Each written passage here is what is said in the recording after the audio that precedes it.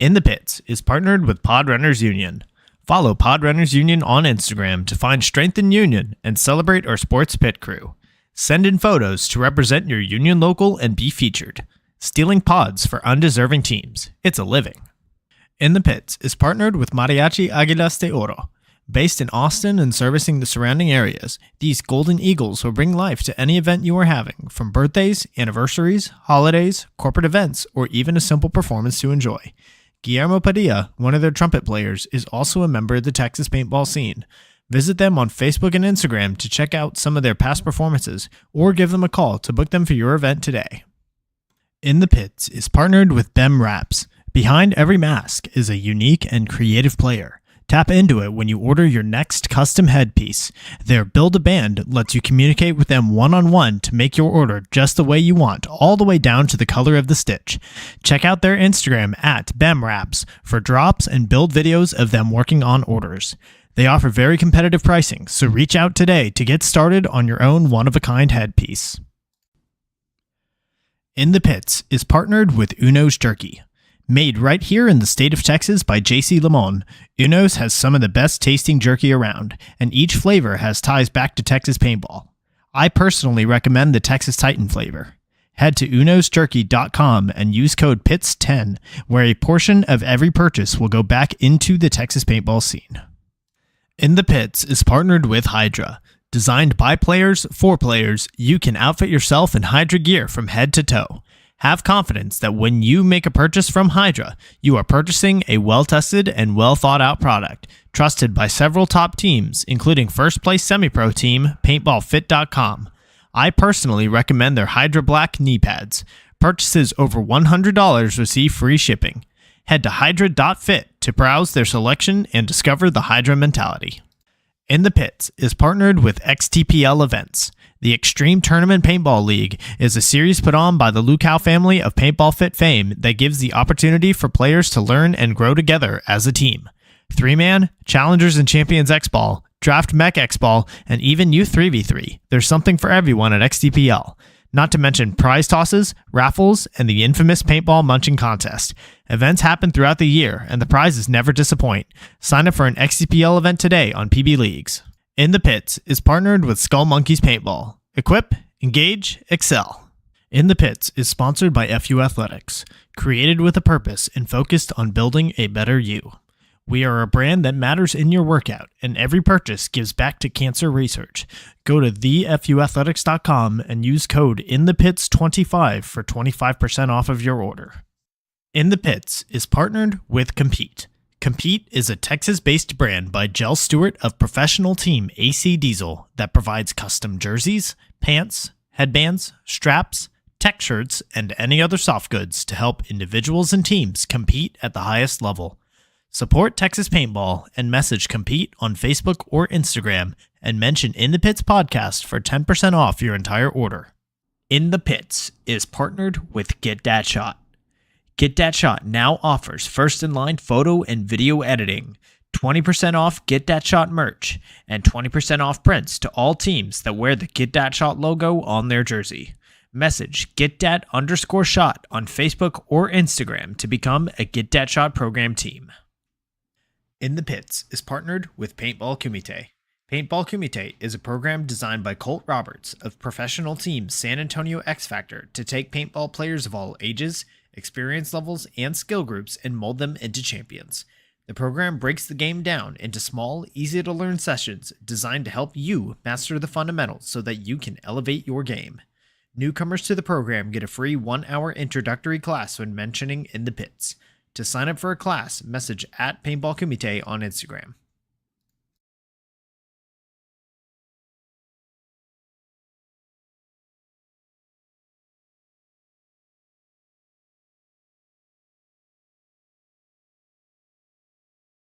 Welcome, everybody, to episode 66 of In the Pits Paintball Podcast. This podcast is focused on everything that has to do with the paintball scene here in Texas, from professional players and teams to new divisional programs, local tournament series, field owners, Texas-based brands, even photographers and videographers. Every week, we will have a short and sweet episode with a new topic and a new special guest. I'm Christian Smith. I'm a player for the Texas Titans. In this episode, we're going in the pits with Meter Ninios, pro player for San Antonio X Factor. Meter, how you doing this evening? I'm good. How are you? Feeling good. I've been an interesting week. I know Chicago just happened, so a lot of things going around, and then we're about to enter into championship season here in Texas with the Bunker Fest and the USXPL. Oh, sweet.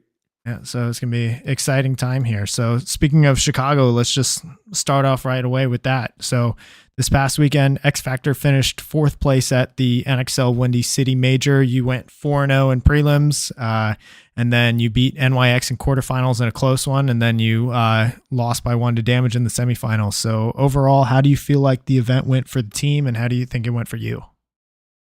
The event for the team went pretty well, although hearing how whatever the rollout, it sounds like we just had like a deja vu event. Because at the last event we beat NYX on Sunday in a really close game and then lose to Damage in the finals. Only this time we lost to them in the semifinals. So kind of deja vu, but overall the team is good. I think almost all of our finishes this year have been in the top four. And, considering some people thought we would do worse than we have, I guess that's good. But ultimately, the goal is to win. So we're still short there. And then personally, uh, I would have liked to perform at a higher level for our team. And, on Sundays this season, I feel like I've had some pretty good matches and especially moments when it mattered. And to not really get in the bag per se, that was frustrating. But not every event are you going to have the solution. Right. I know with the end of the last event, Go Sports and SVP Paintball, they did that bit on your semifinal match with Dynasty, and they gave you a special shout out. Seemed like you got some key kills in that semifinals match to get X Factor in the finals. But I know this field, and you were playing on the Snake side a lot, and this field was just an absolute bloodbath. It seemed like off the break on the Snake side. Yeah, it definitely was. This was a snake side that it looked like it should have been easier to play than it was.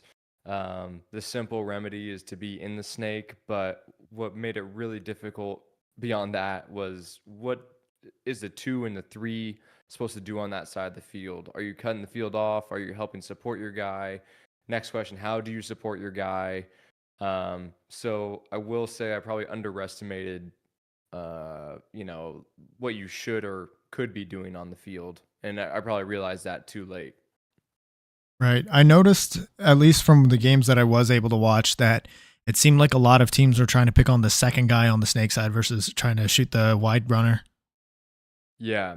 The layout provided probably one of the best like little alleyway shots from the back center into the first bunker on the snake side, which happened to be like a big brick.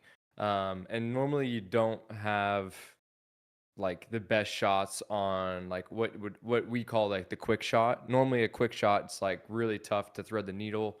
And maybe the timing's too off, like, and that could be a matter of a step or two. Um, so here they just lined it up perfectly where you could definitely shoot well off the break from your first quick shot, and then your next shot was actually harder to hit. So for the first time in who knows how long, it was way easier and even better to pick on the 2 on that side.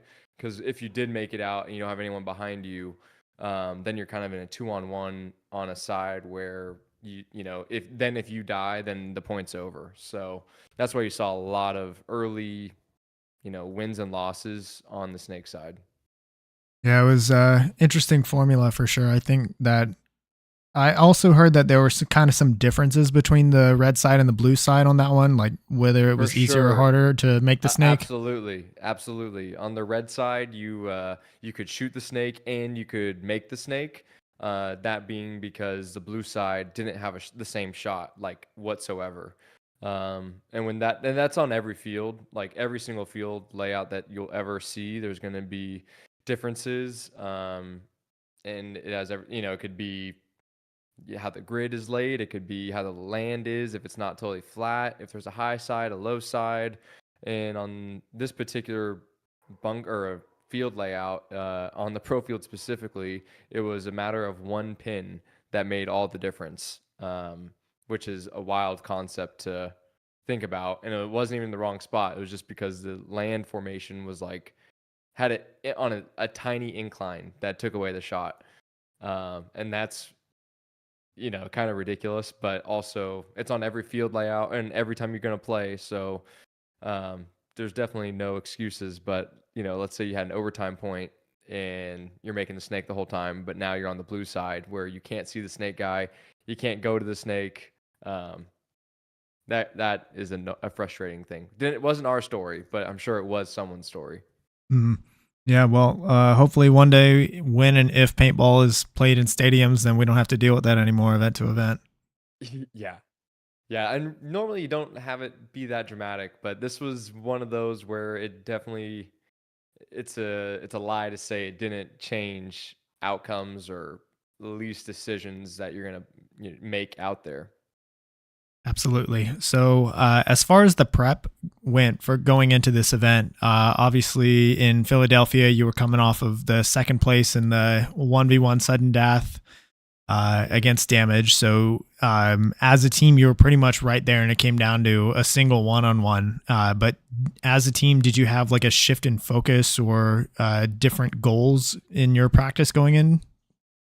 You know, I think we definitely had different goals, but I think it was more so just around the type of team we're trying to become, like with ideology of how to play the field and just trying to cover like all of our bases on what we're trying to achieve out there. Because one of the things about X Factor, and this has always been the story of X Factor, and um, I played for a number of teams, and each team has their own moniker. But what I find interesting about X Factors is the talent level has always been really high, like individual to individual um, in different fields across the board per player. But a lot of it's the gunfighting. Like we're a very gunfighting focused team, um, whereas like a team like RIP, but AC Dallas, they weren't a gunfighters team like whatsoever. They were like a zone team.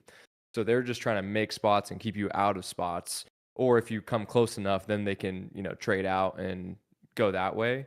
And that's what makes X Factor unique because they were always like man. They're always gunfighting and always trying to get kills.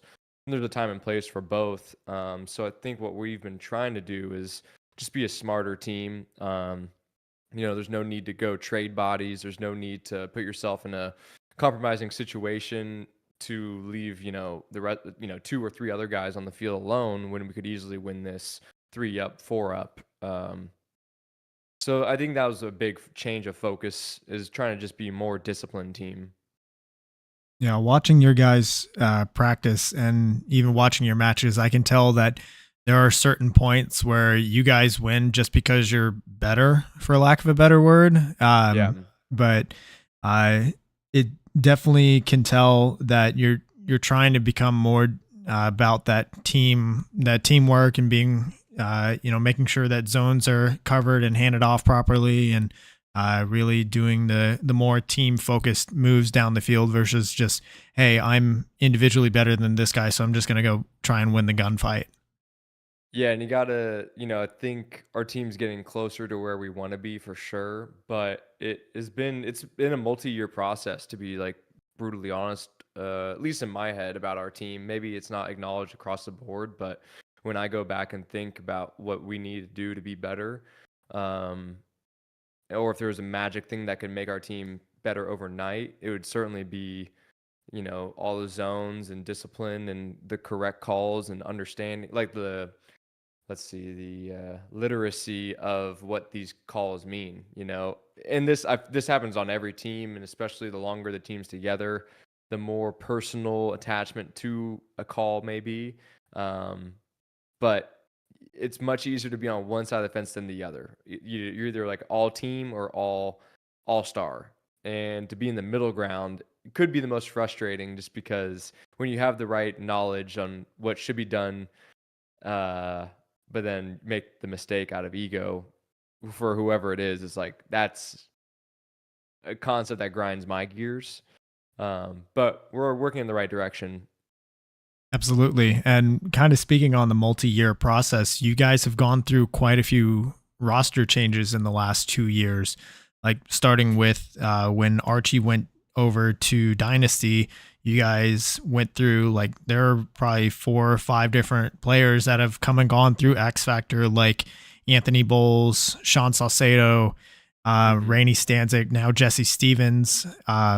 And obviously you've got guys coming in like TJ Danner, Cody Mikowski, Tom Guest. So it seems like, even though it's been a lot of roster like additions and removals over the last 2 years, you guys have made like very quick progress and as far as getting on the same page. Yeah. There's been there's not a summary for all the changes, because each guy pretty much deserves their own story. And it's not even per the guy, it's per team, right? Because I feel like with each era, there's been a shift. And I think right now, the place we're in is like the healthiest place X Factors may have ever been, as far as just the egos, the dedication, and just the likeness and being on the same page. And I've seen, as far as the modern era of X Factor, I feel like I've seen all of the phases.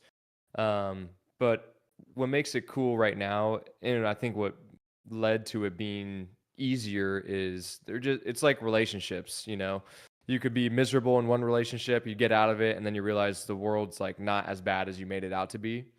And I think that's kind of what's gone on within the team. And all these guys that we have now are people that truly hand selected. Nobody fell into our lap. I went after Tom Guest. We have forever been trying to get TJ to come to this team.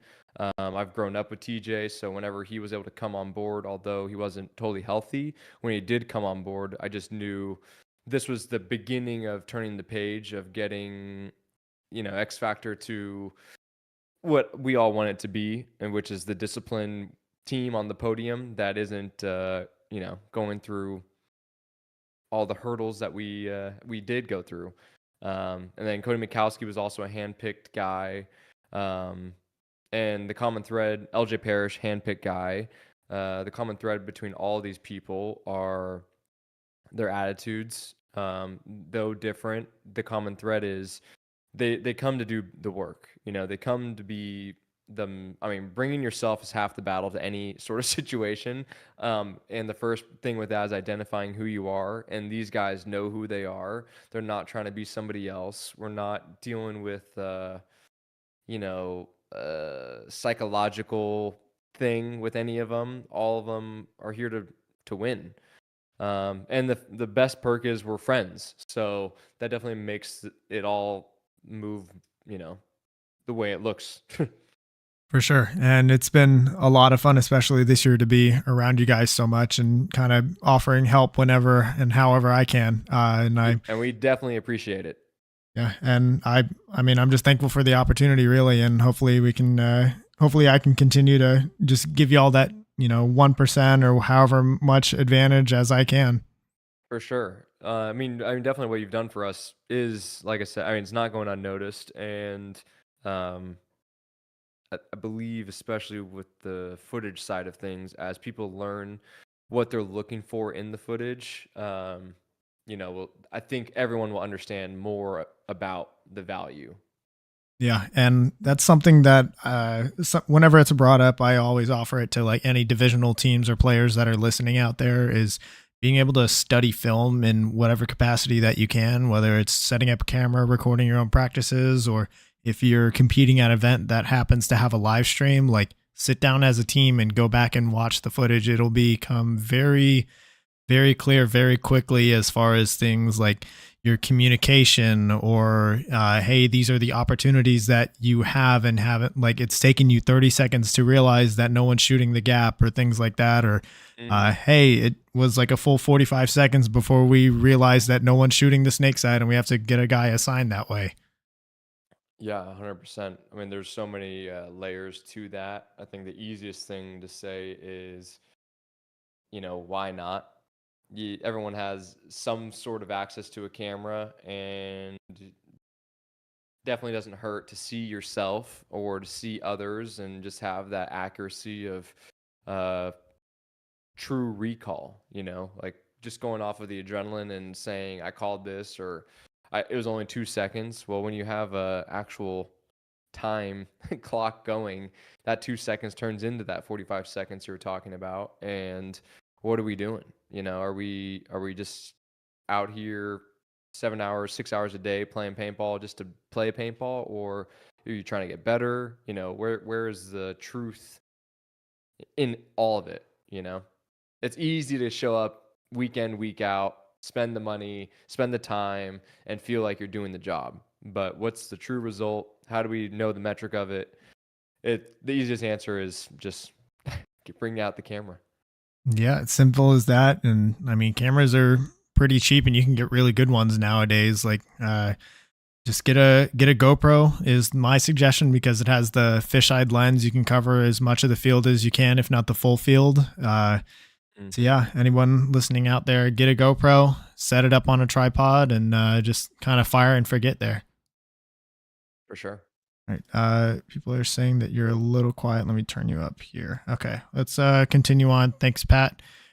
So this next question, let's get into kind of your story now. So this is brought to us by XTPL Events. So for those listening that don't know about you, how long have you been involved in the Texas paintball scene?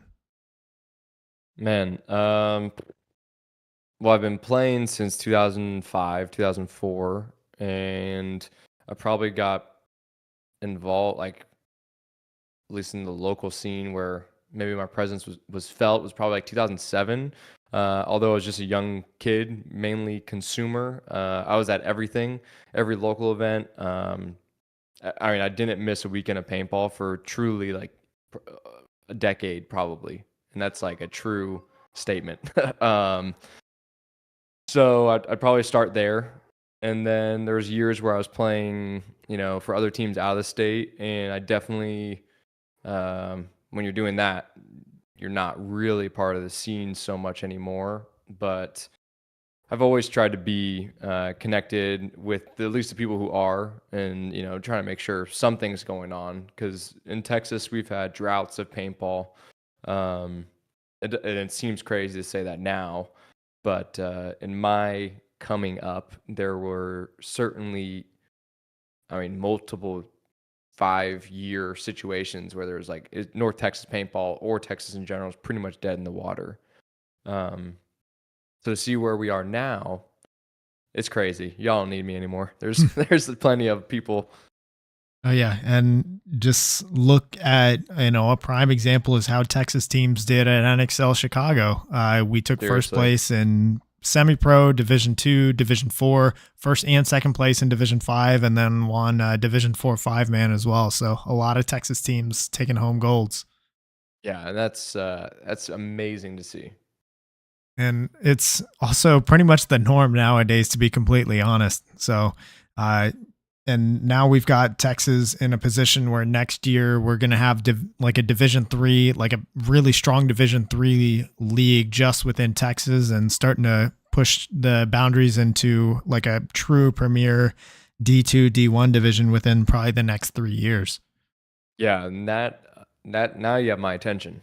Whenever we can get some of these pro guys who still have the legs to play, competing more, and being a part of the scene, I think that's one. To try and bring both questions together, we definitely need to see something for the higher divisional player that intersects with the pro player, and that's I don't see anything more valuable than that, like right now in at least my time frame, because I'm 29 now.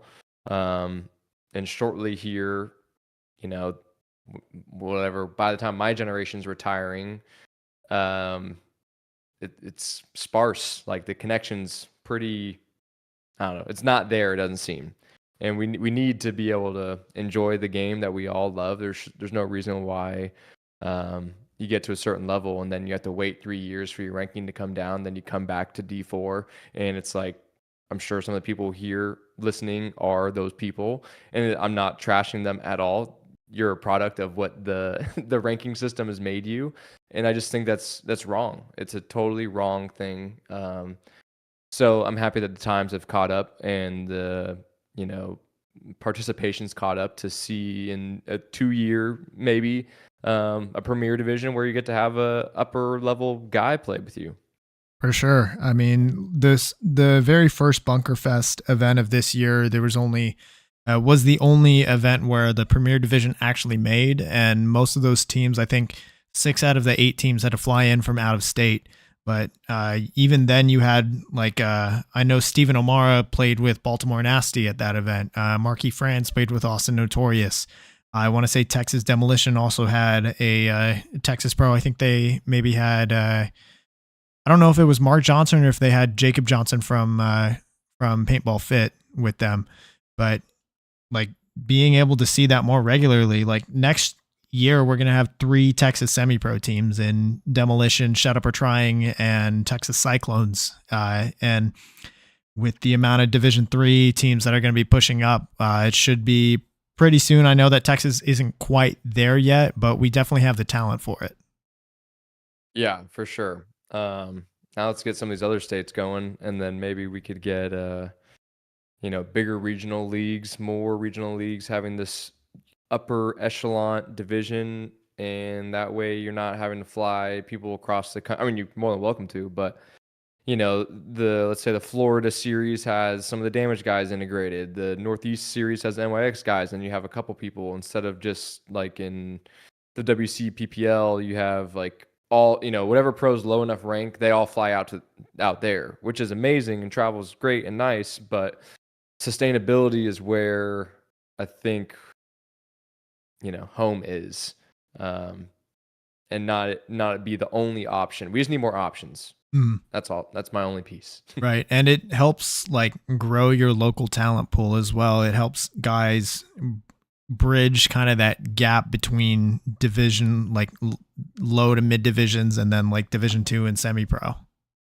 Yeah, I mean, it's just it's like the North Star. It's a point of reference of where you can go, and if you don't have that, then you're just going to have people doing the bare minimum or whatever is advantageous to them. And I think what's more advantageous to them than winning lower divisional prize pool, mongering is growing, getting better at this game. I mean, it's such a new game, so it's like no one's the best, especially for the target that we're talking about.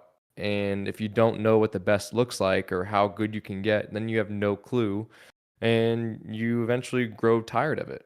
But I've been doing this for 20 something years and I'm not tired of it. So I think it's really important to have that North Star visible and approachable. Absolutely. And that's what makes the restructuring within the Texas divisional scene so exciting. So what were some of the teams that you've played for over the years? So the notable ones would be Texas Storm, Raiden, which is a team from North Carolina, the New Jersey Jesters, Montreal Mankstar, and X Factor, Ironman, Infamous. Those are the top dogs. Was an Aftershock in there for a little bit as well? Aftershock was like a little sprinkle for the lulz, but I wouldn't even count that. But what that did bring was me closer and introduced me to all the guys I watched growing up. Todd Adamson, Rennick Miller, Gary Noblet, Billy Saransky, Rich Telford. I mean, the list goes on. And these guys are all like true close friends of mine. Like talk to them regularly, talk to them more than I talk to some of my teammates. So I mean, I don't count the team, but I count the relationships. And for me, my story, the 9-year-old kid from North Texas at a time that there was no future for paintball in, Texas, or the dream to go pro was truly the dream. I mean, that's surreal. Like, I get to go play 10-man with them next weekend, and I think that's, I don't know, to me, that's insane. And that's awesome. I kind of want to hear more about the origin now. So, like, bring us back to 9-year-old Meter Ninios. And this question's brought to us by Skull Monkeys Paintball. So tell us, what was it that got you into paintball to begin with? So at the time, I was big into gaming, big into skateboarding, and even like inline skating. And it was actually a childhood best friend of mine, Nico Nakamura. We kind of did everything together. We did the airsoft thing together. We did all the stuff that you get into at that age. And his like 10-year-old or 11-year-old birthday party was coming up, and I was a year below him. So I was 9, he was probably turning 11, and it was his birthday party. I didn't want to go to. I had zero desire to do it. I already had things I wanted to do and like I was really into, and basically somewhat forced into this endeavor that I was truly afraid to go do, and played paintball at this birthday party. Nico and his dad got me into it. They had their own setups at the time, so it was cool to see. Like, you show up with a rental gun, it's like trash experience, but you get to see some of these other guys' equipment. And I think the rental situation is far different now than it was back then. Oh yeah, it's way better. Yeah. And man, it was just one of the best times ever. And I'll never forget, like, the dad had a dye DMC and Nico had a blue DM4, and I was like, holy shit, this is where the future could be for me in the sport. Anyway, had a great time, and then it like never stopped. It went from rental gun to Tippmann 98 to DM4 like overnight, basically within like a month or two time frame. I'll never forget like doing a car wash to try and save up for a flatline barrel, and then I got the $99 for the flatline barrel, only to discover that, what the hell am I doing with the Tippmann, and what the hell's a flatline barrel? And I need this DM4 nonsense, and then it was over from there. That's where the weekends never stopped with paintball. Yeah, it's a slippery slope whenever you start getting into gear for the first time, that's for sure. And oh my God. And that era was the era of gear. This is when, I mean, everything was at the top, and like everything anything you could imagine was customizable, and you had to customize. Like, when you used to get a gun, there was no clamp for the feed neck. It was just a tube. And so sometimes loaders wouldn't fit, and you have to tape the feed neck of the loader if it was too small, shave it down if it was too big. And I didn't have a guide through this, because there was PB Nation, but to understand how to use PB Nation at that age, let alone like a internet browser, is like not possible. So I kind of learned the hard way through everything, buying incompatible boards for like guns that I don't even have. I did everything wrong, but it was still amazing, and the gear concept was a thing for paintball. It still is, but back then, man, it was like it was like a car person's thing. Like, you could play paintball, and then you could be an enthusiast, and the enthusiast had like all the gear: the custom trigger, the ASA drop forward, the feed neck, this knob, this sticker, this, that, and it all mattered.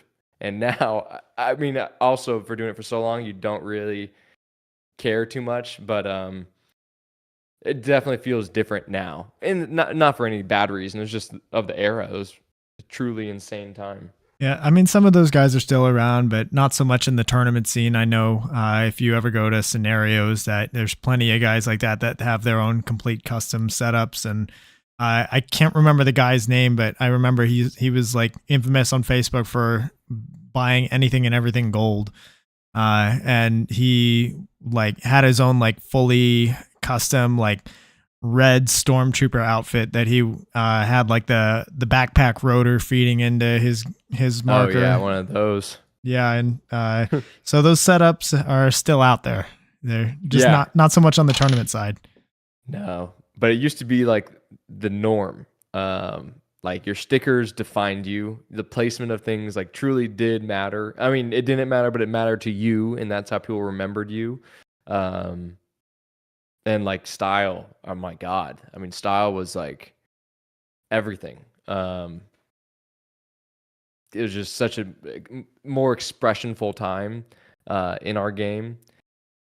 I feel you awesome there, and everybody that's been listening for a bit knows my feelings on that. Like, I absolutely could not stand the black on black team package era. Like, it's for a game called Paintball. Right. For everyone to go with black on black just didn't make sense to me. Yeah, it's tricky now, man. Trying to discover the new ag myself, trying to figure out what that looks like in this era. Yeah, well, it's starting to come back a little bit. I mean, I feel like the JT Flex game never really left, and there's still a ton of options there. And then you've got guys like Project and Hormesis, and even your company Astra, and so many other headgear. It seems like it's kind of transitioned a little bit more to the soft gear versus like the markers themselves, but it's still there a little bit. Yeah, something's happening. I'm not sure. There's some sort of rumbling going on. But I mean, I think Hormesis, specifically Oliver, nailed on the head. I mean, I've talked to him, just about some things, but I know publicly he was talking about what is like paintball style and trying to define paintball style. And I think there's something happening there. Not sure what, but I think we're developing what that may look like. And it's cool, man. I mean, for the first time ever, you're excited to wear a paintball shirt. I mean, at least since like 2005, 2006, that's when we had creative minds making the stuff instead of just, throw on a logo.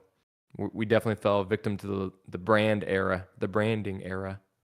Right. And I mean, maybe it's just a sign of the fashion trends in the general public. I know we went through a little bit of a minimalist phase, and I think we're starting to get out of that. Oh, we could talk all day if we're talking clothes.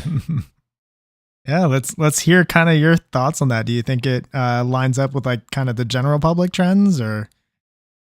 The general public fashion is a very interesting thing. It's a very cyclistic thing. It's a very there's not a right or wrong. There's just you could be a victim of the time, right? Like cargo shorts 5 years ago, lame. You're hearing the quote, no one's gotten an HJ since Vietnam. Like that's like a common phrase when you see the cargos. But now it's like everyone's got cargos on. And so to be cool, you have to be uncool. You can't be doing the thing that's on trend. And the timeline of how on trend you are to cool, it's like a linear one. And this all arrives to the conclusion of like TikTok, Instagram, and social media normalizing fashion, specifically for men, I guess, or bringing the trends to people immediately. You see Adidas Sambas are hot, and now like everyone has them. Nike's dead in the water for the sneaker game. But to some other people, that's like totally incorrect. And I don't fall on either side. The side I would fall on is like, go get something that you like that makes you feel good. Because at the end of the day, that's why you're dressing. It's why you're doing whatever it is that you're doing or buying the things that you're buying. And if you're not doing that, I think that's totally cool too. But you just got to be buying the stuff that you want to buy and the stuff that makes you feel good. 100%. And if that parallels with paintball, I think it does, because people are starting to care more about what they're wearing, and they're not just wearing the whatever. That's why you're seeing these smaller boutique companies stand a chance. Not only are they wearing something you'd actually care to wear, but it's like, not everybody has it. It makes you feel better for wearing whatever it is you're wearing. Like, I'll speak to the stuff that I make personally. A lot of people love it because it doesn't feel like paintball. A lot of people love it because they know where it comes from for them, but they can wear it out in public, and it's not the what's the splatter, or what's whatever the brand is, paintball. And it's like, okay, um, breaking through that wall repeatedly is annoying. So sometimes you just want to wear something that you feel good in. You know what it's about. People can also compliment you on it. I'm sure the same thing's being said for Tiger Wear and Hormesis. Obviously, you can wear a lot of that stuff.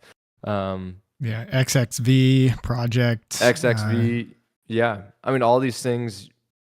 The paintball tagline's not really there, and some people feel like that's not representing the sport, but quite the opposite, because people are actually wearing the stuff, and the conversation could be even cooler than, oh, paintball, whatever.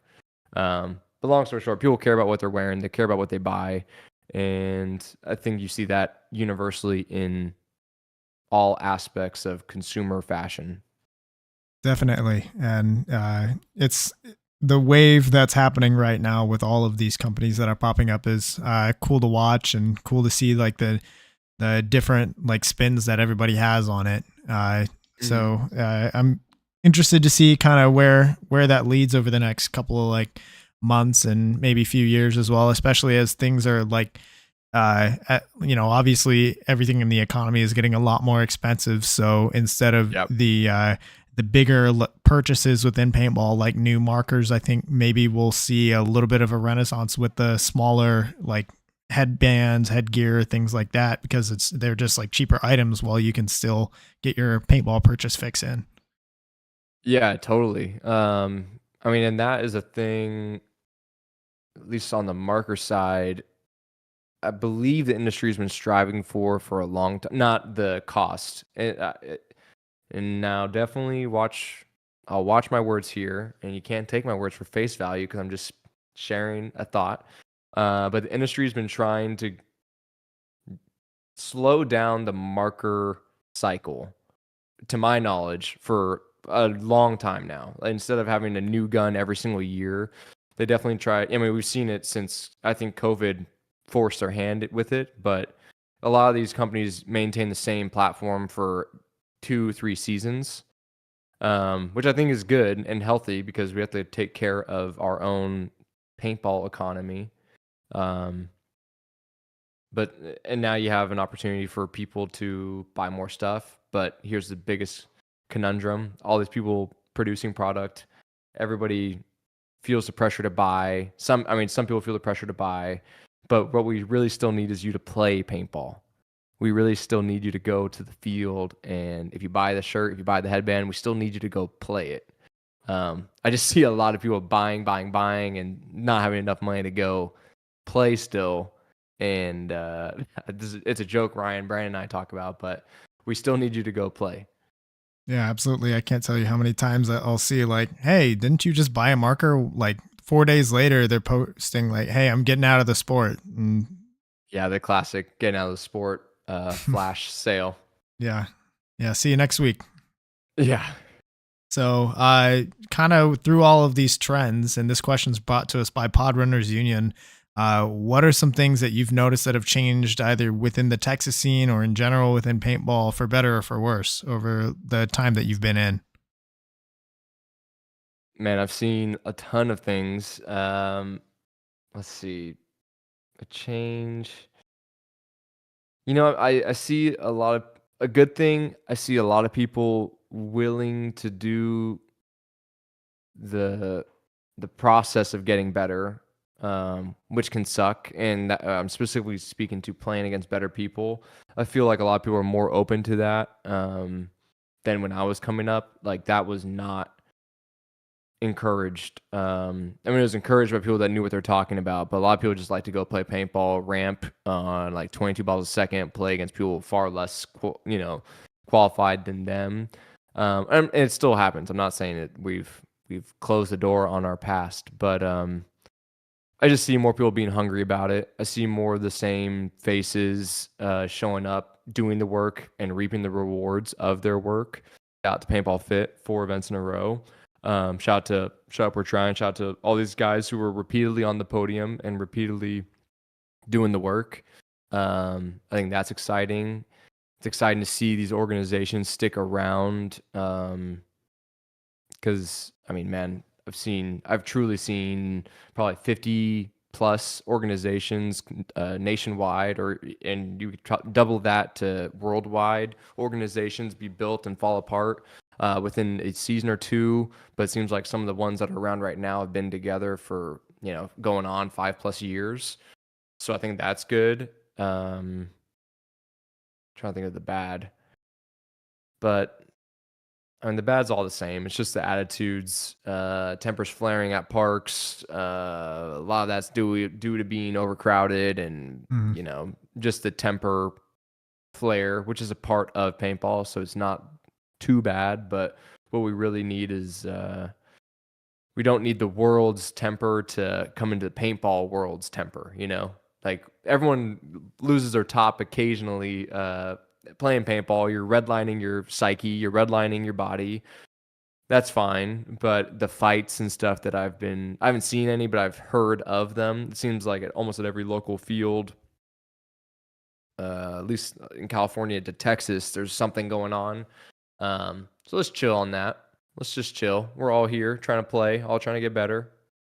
Do you feel like that is a recent thing? Because from when I've talked to some of the other guys, like especially guys that have been around like a long time, like Alex and Colt and Mark Johnson, they've all said that that's been a positive trend and those tempers kind of going away.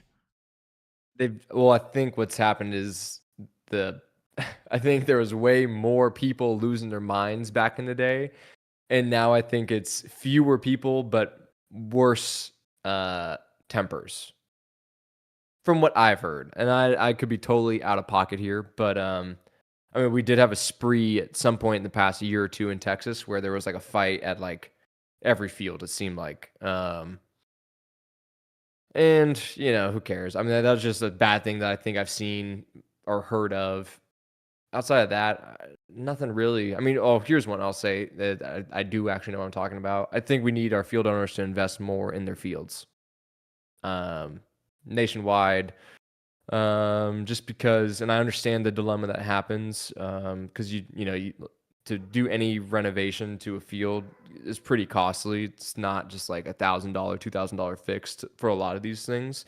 It's like a 10, 20, maybe even more fix to produce a new field, to re-net, fix air stations, whatever it is, or change the layout of your rec field, something like that. But the issue is how much money and how long are you repaid on your investment. But the user experience is everything, and when more field owners get behind that concept and put a fraction of the passion that JD has put into his field, or Alex, and it's not even like their fields are perfect. It's like a house, there's no such thing as a perfect house. There's always something wrong, always something going on. It could be the tiniest thing, but there's still something to be done. And that's a paintball field. I just feel like there's a bunch of neglect across the nation. And I'm aiming for more of like a prettier experience, I guess. We should clean up. We should have fresh paint, painted things, and fields should be clean. There shouldn't be 10,000 pounds of paint build up on the side of the field. These are just little things, but I think if there's anything negative I could say with the amount of more participation, these fields are getting hurt and used and abused, and nobody wants to pull up to a dirty situation. Right. I mean, as far as all of that goes,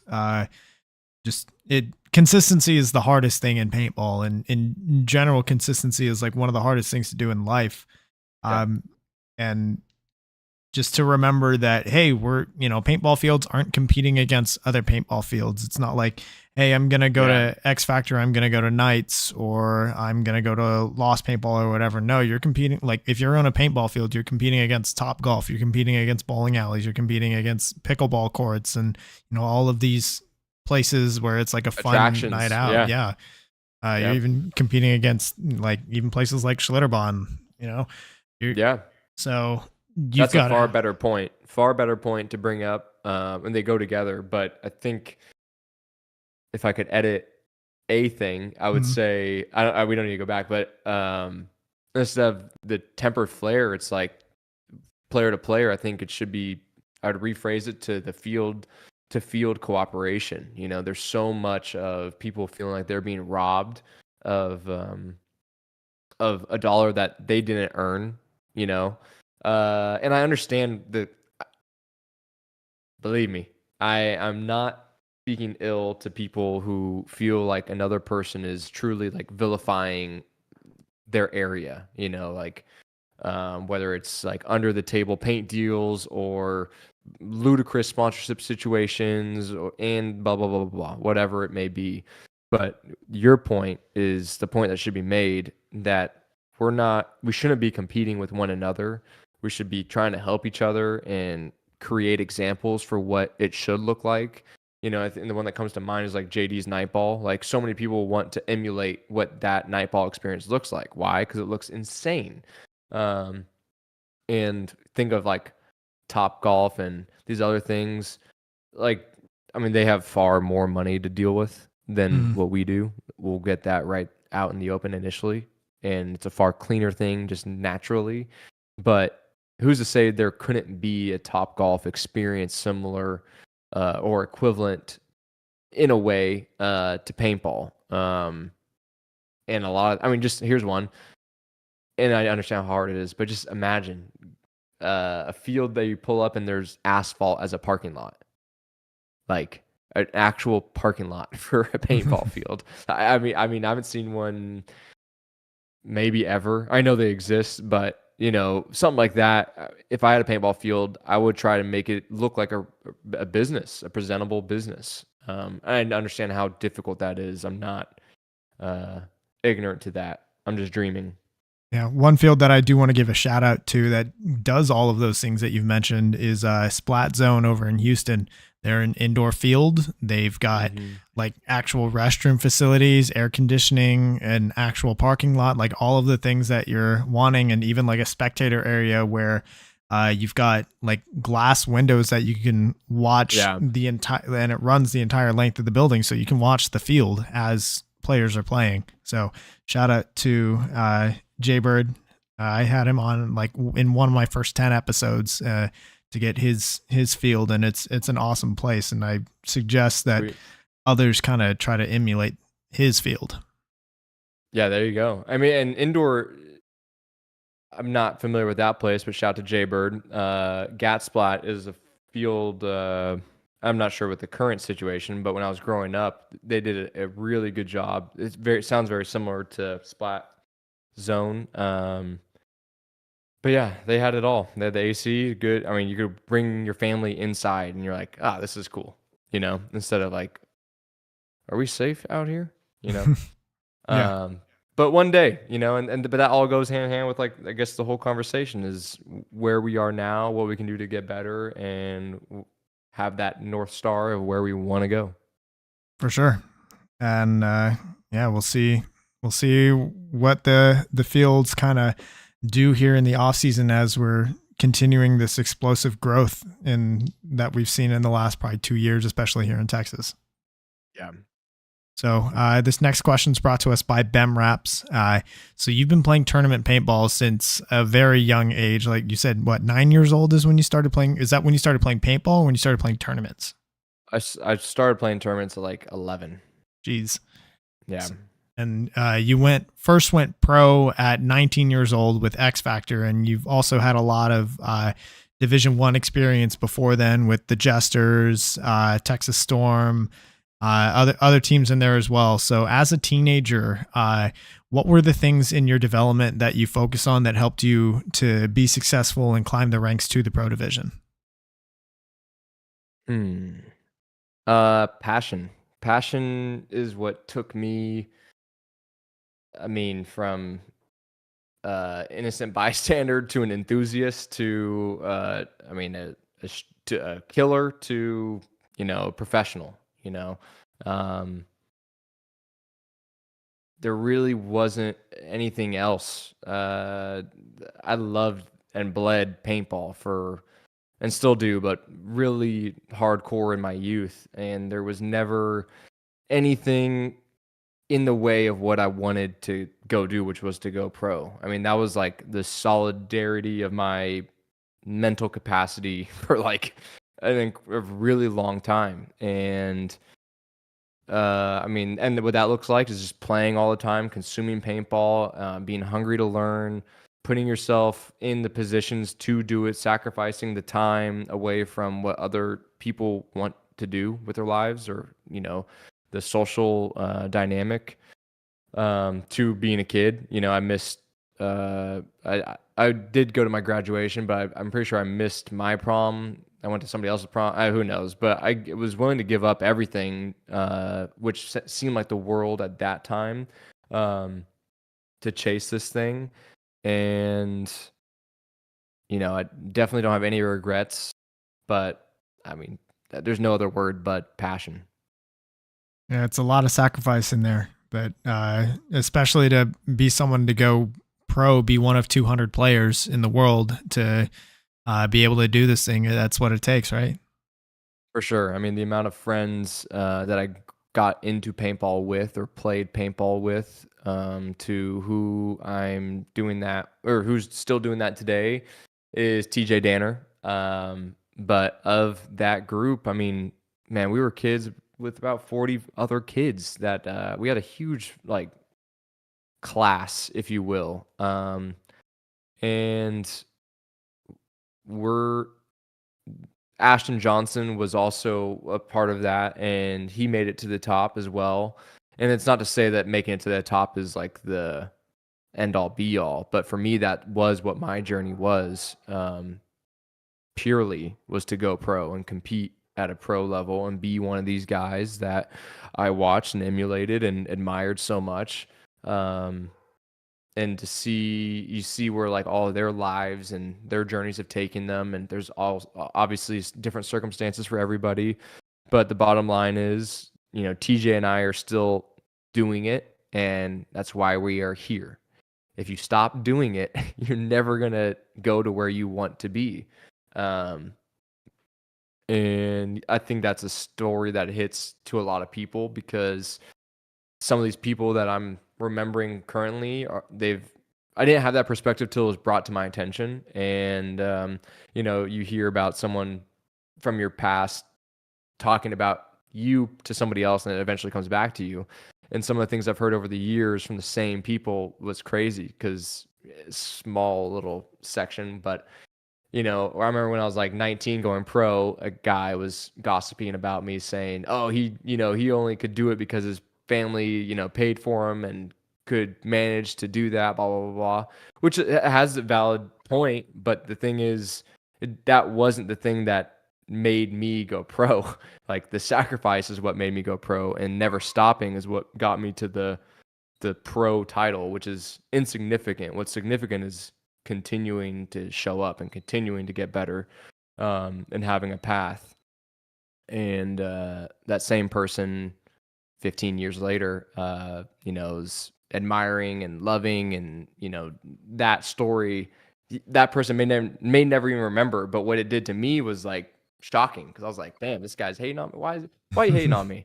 But what I now understand is it was more so coming from a place of like, not purely envy, but you know what I believe, because I just know the situation better than anybody else, obviously. But they gave up on what they wanted to do, and they found distractions, and they found things that were easier to do than to just continue to show up and doing this. And this is a thing that I believe everyone can relate to, or at least they've seen it if you're listening to this podcast, because we've all had people step away, and we've all had people have to step away.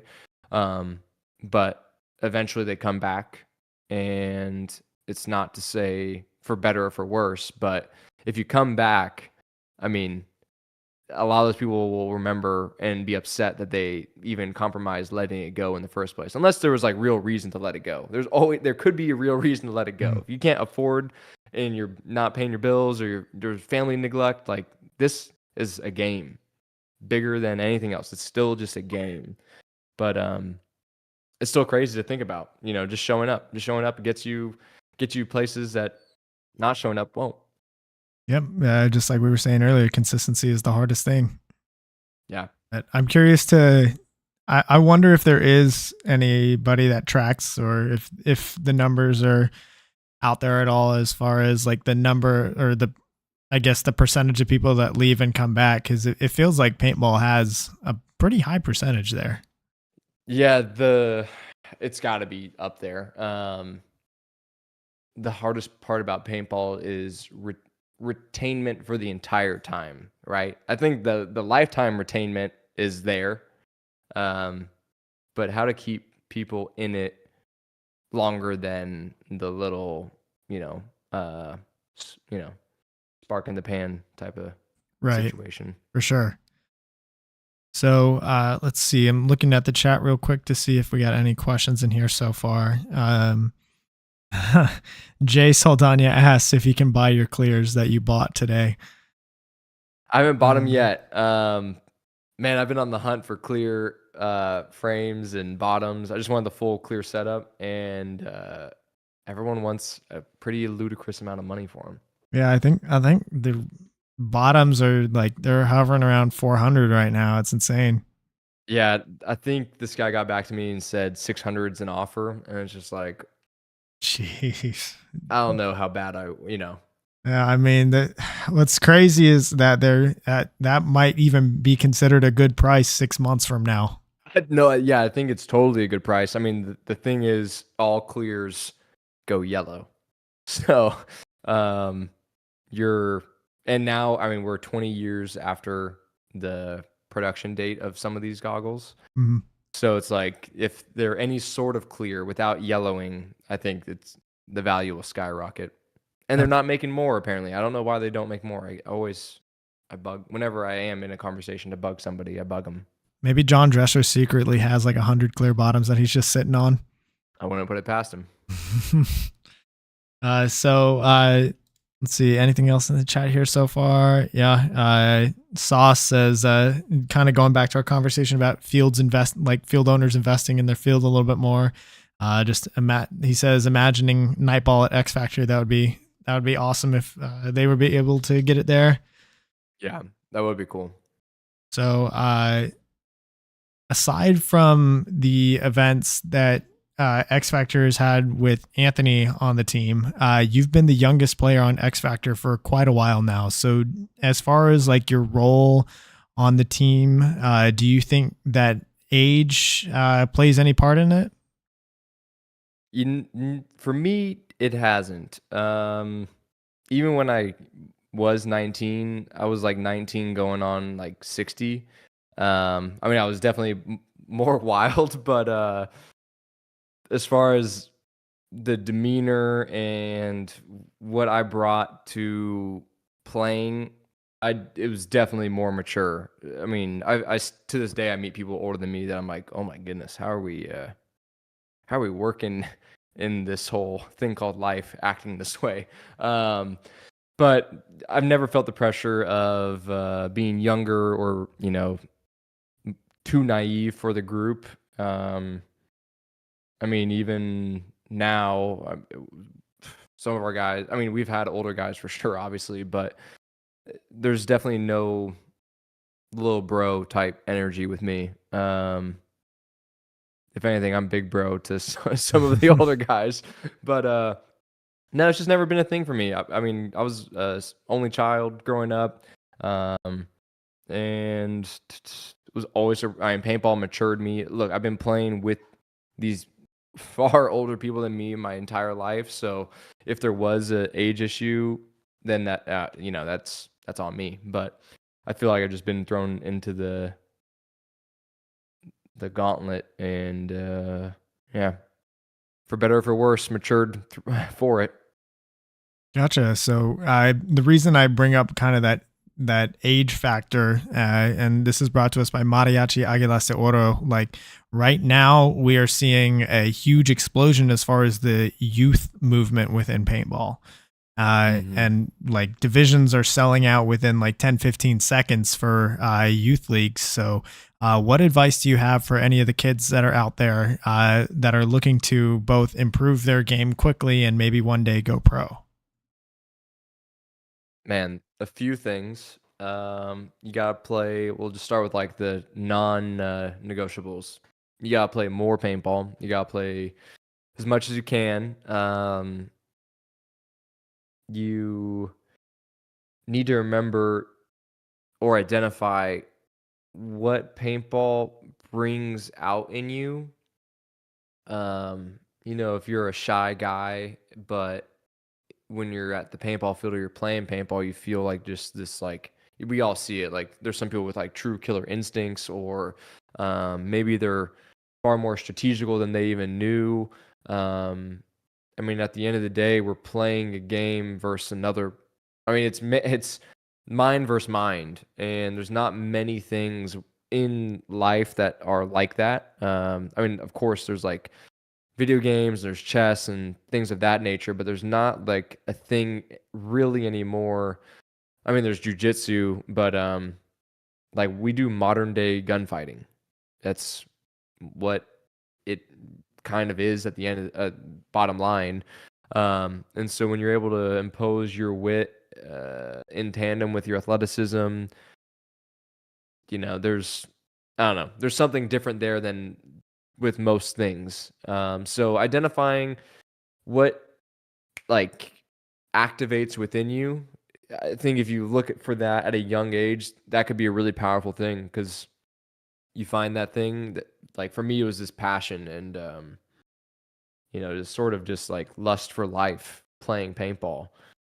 And I think that was like the biggest value to me as a kid, is I was able to love, I mean, it's deeper than it should have been, but it's like I loved living. I loved living while I was playing. I loved being around the field. I loved being myself.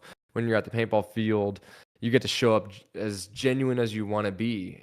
And there's something in there with the mask and all that. Who knows why, but something happens to all of us and it's different. So if you can find and lean into it, I think that's a huge lesson in life that you don't get anywhere else. I mean, like, you hear the phrase like, work a job you hate to find something you love, or something like that. And paintball, I think, kind of universally can do that if you know what you're looking for. Next would be find your group of friends, and you're going to find more and more friends throughout your life and throughout the game. But I think it's really important to find a group to grow with. And like, for me personally, I feel like I didn't have that. I had it to a degree, but my focus was so much more about the pro path, and so much more introspective about me getting better, that I feel like I blew through some of the. I definitely had more than my fair share of fun, but I definitely feel like I blew through some of the fun to get to the developmental skill side of it. So if you can do both, which is an option now for these kids, I mean, the U19 thing, you're able to play with like all kids your same age. When I was playing, it was like me, a 22-year-old, a guy with a drug problem, a guy with a divorce, and like, that was like my thing, and that's equally fine. But I just think it's awesome that there's a place for the kids to be kids and like mature as adults, or mature as just people, through this game. That's the value in it. The game's the game. We all know the game's the game, but what's more than the game is this sort of stuff. Yeah, absolutely. And even like the stuff with the U19, U16, like, even though you're playing with kids and against other kids, it's not like your overall, like, it's not like your paintball career is on hold until you reach a certain age and then you can begin the climb to go pro. Like, the guys, most of the players, if not all of the players on the U19 team for the United States, are New York Wrecking Crew, who are going to tear it up over in Division 2.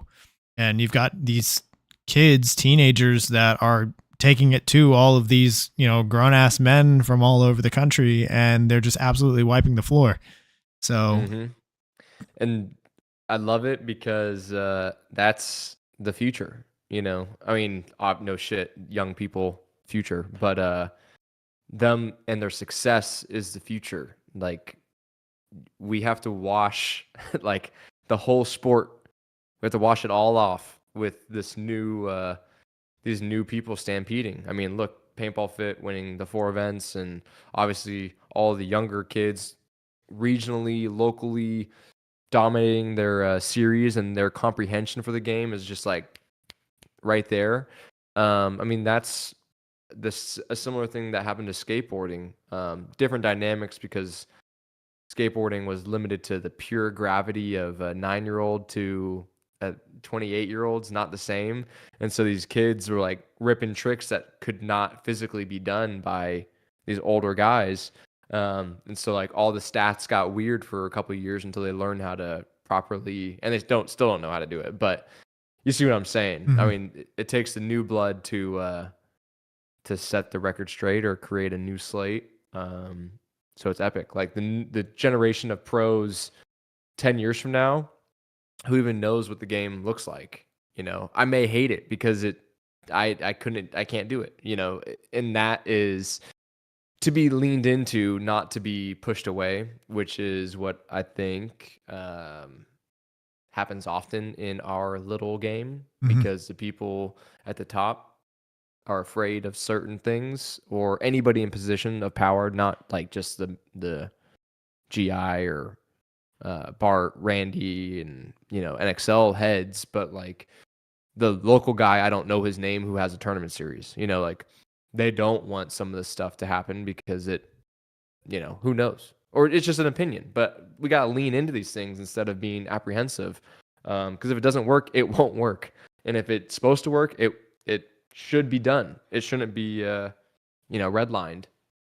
Yeah, absolutely. And that's why, the kids are that's why we're seeing finally like more younger players ascend into the higher ranks, because there is this place for them to play. Like it's not like, when you came in where, hey, welcome to the field.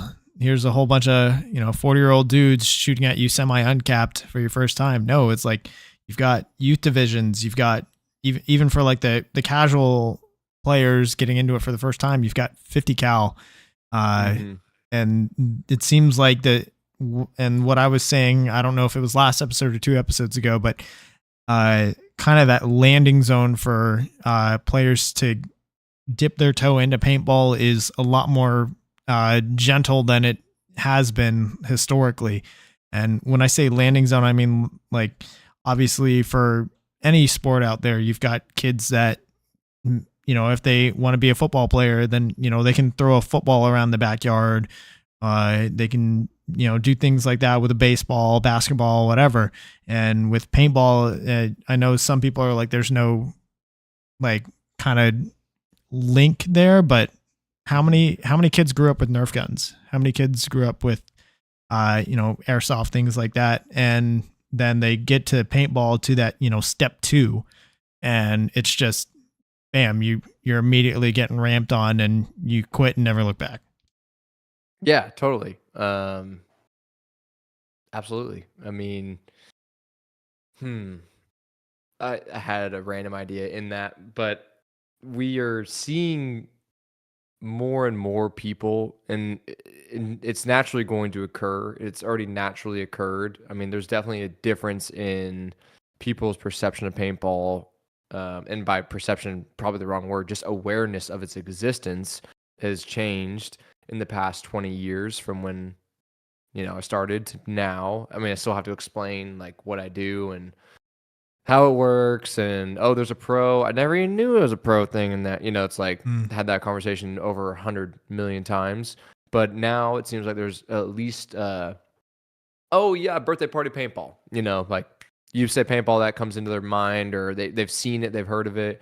They have a kid that plays Call of Duty, paintball map in the center of the stadium. We have a paintball layout in a stadium in Call of Duty, one of the largest video games played ever, and currently being played. And that's obviously going to help.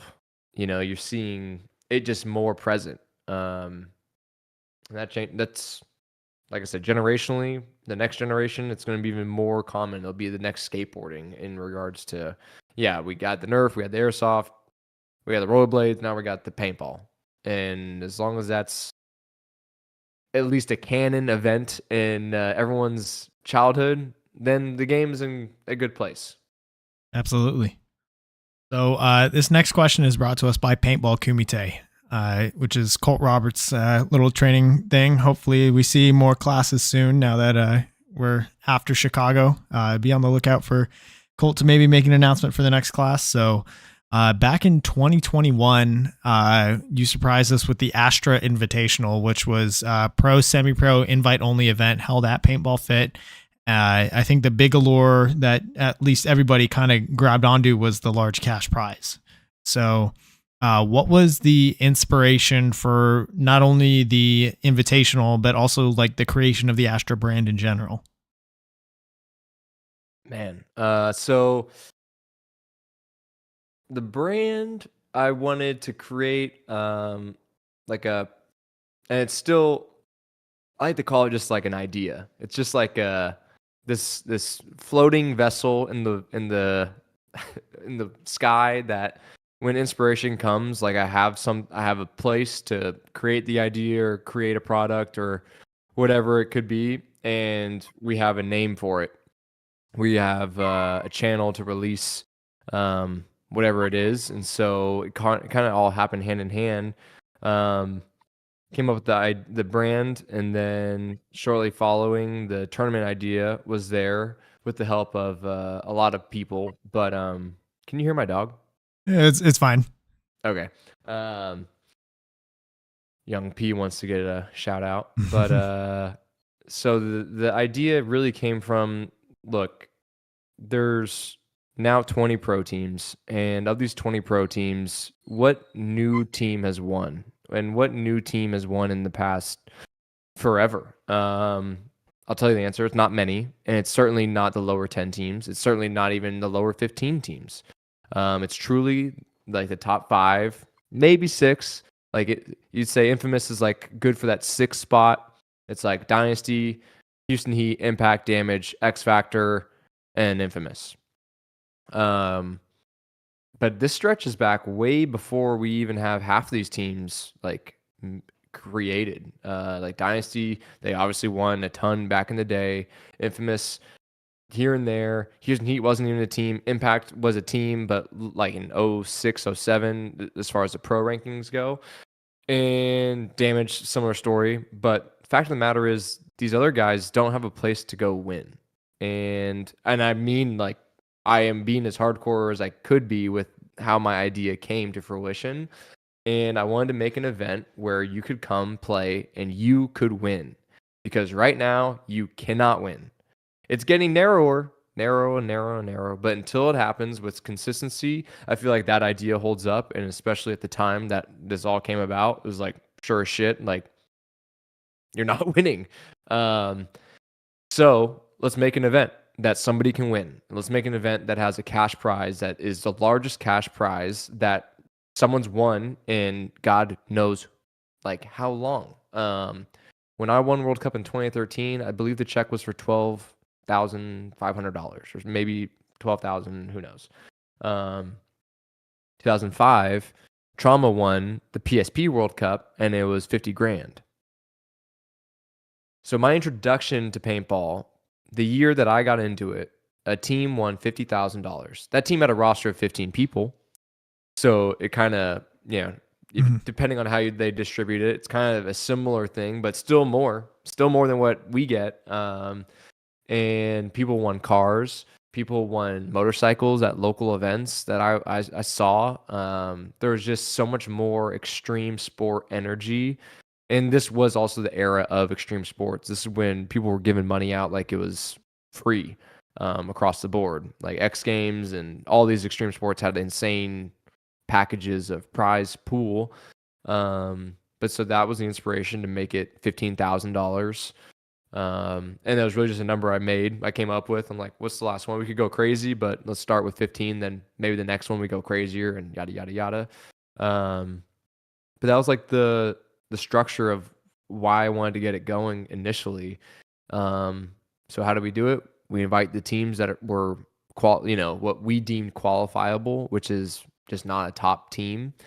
Let's keep them out of this one and let's just see what happens. Oh, and let's invite like the top 4 semi-pro teams, because when I was it came into the sport, there was an open division, and the open division was like, it was like, from my perspective, it was like this unknown because it wasn't like recorded well. The media was great back then because it was authentic, but it wasn't good as far as information is concerned. Like, I didn't know who the hell played for who or anything. I just knew what teams I kind of liked, who I thought was sick, who was in the magazine. Okay, where did they go? But there's like this whole open division that history isn't really captured in. And I thought that was like a very attractive division at the time, because you had like Aftermath and all the people that weren't a part of the NXL or the PSP, they were part of this open division. And it was kind of mixed. So long story short, we wanted to bring in these semi-pro teams and see how they held up, because the big topic of conversation at the time was, these bottom pro teams are so bad they couldn't even win in semi-pro, and these semi-pro teams think they're so good they should beat, the Outlaws or something. But this is all just conversation until it's done. So it's like all these ideas and concepts, I wanted to create intersection of reality and see it really happen. And that's what we did. And it was a pretty special event. You had San Diego Aftermath, the semi-pro team at the time. A pro team at the time, lose to Blast Camp, a semi-pro team, 2 times, one in the prelims and one in the finals. A semi-pro team wins a pro event. For the, obviously like one of the first times, but it was crazy to see, and the result couldn't have been better. And the whole way through, we just had a great weekend of paintball, and that's what it should be about, is like just the specialness of getting together to compete. Because if it's not special to you, then why the hell is it going to be special to anybody else? So we need more of those weekends in order to show what it is why we think this is so special to us. That event definitely made a huge splash when it was announced and when it actually happened. And I think that event probably is a big reason why Blast Camp gained a lot of popularity very quickly. And now, soon after that, they were getting scrimmages with Houston Heat on the regular. Yeah. When that happens, it's like, oh, these conversations that you see on Facebook sometimes of like, hey, we should demote 2 teams and get Blast Camp and Fit in. It helps kind of bring light to that conversation of who are actually the top teams in the world. But yeah, and I also remember that kind of the response in the paintball community in general, whenever the event was announced, was there was a lot of interest, especially with how media was concerned and kind of the plan around that. So this question's brought to us by YI Paintball. So as far as like the media is concerned, what was the plan around that? And I know there's only really been 3 matches or 3 episodes published. Is there a roadmap for any more to come out? The media side, that is where we faltered. There is the content. I don't have the content. It was supposed to be made. It wasn't made. It's an unfortunate turn of events, but it's the honest truth. However it came about, we don't have anything outside of 3 episodes. I would have loved for it to be handled better on all accounts, but there comes a time when you're trying to make something happen that you either get to complete everything you said you're going to do, or just like crush the thing that matters. And unfortunately, that was like a thing that I had to kind of let bygones be bygones, and just, if something came about, amazing. If it didn't, we have an event to really cater to and make sure the people there are happy. And that's kind of what ended up happening. like I said, there is footage, but I have no idea where it is or even who exactly has all of it and what to do with it. So whoever does have it, if you're listening, people still want to see it. You have my full permission. Rip it. Let's go. But you know, I did everything with this event, on my own, at least as far as the finances are concerned, and to do the media to the level that I wanted it to be done, I just would have had to invest so much more. And by the time it all came about, that wasn't the decision that was made. So in the future, though, I have now the experience of knowing what needs to be done. Speaking of the future, what can we expect from the Astra Band in the future? So right now I'll be releasing like our fall collection. Probably I have all of the products, but we still need some of the stuff to be embroidered and all that. But I'd imagine like mid-October, I'll be doing a drop of a couple different I really target narrowing in on this like travel attire, like what do you wear when you go to the airport, right? Like at least for me, like an airport fit is like it's a very big deal. It's a big deal because it's what you're traveling in, it's how comfortable you're gonna be, and that's something that I pay attention to. The hoodies, the fit, the whole swag of what's going on. I mean, it's either going to resonate with some people or it's not. But we have a bunch of products, soft goods, clothing, expression oriented things. There's an idea for a tournament in 2024. There's so many ideas around that tournament. It's not going to be like the original Astra event. It could be, but we'll just throw out some random ideas. I'd love to see like an 8-man. I'd obviously love to see a 7-man event, but 7-man is just so on the nose and easy. It's like a too easy of a thing. It's too successful. It's like maybe it's still an opportunity. It's still going back and forth, but I like to see some different things. And I've had a lot of people come to me with ideas that they want to see happen. Why they come to me for those ideas to make into fruition, I don't know, because I with Astra, I was publicly wanting people to take this as inspiration to go do your own event, invite me to come play in it. That was like truly like the whole thing. Is like maybe if I do one, maybe someone in Florida will do one, maybe someone in California will do one, and unfortunately that has not happened. But I want people to know that you can do it. And look, I gave away all the entry fees as the first place thing because I wanted to give away 100% of like the entry fees. That was just it. A lot of people were always asked like, was it profitable? Was it this or was it that? And it's like, these are just all so low level questions in my opinion. My job isn't to make events. Like my salary and source of income isn't to create events to profit from. I wanted to make an event so you could have, what I feel like it should be when you show up to a tournament. The way it looks, the way it's done, pretty much on all fronts of it. What you could win, what's the upside of winning, and all these things that we did should be tinkered with. And that's why I say the next one won't be like the first one, because whatever the next one is, I want to play into different elements and learn and grow with these ideas, because that's not what's really happening. I mean, look, we talk about like changing the BPS or adding Velcro to a bunker and all these different things that could be good ideas, but we have no fucking clue. I don't know if I shouldn't have cussed, but we have no clue because they aren't tried.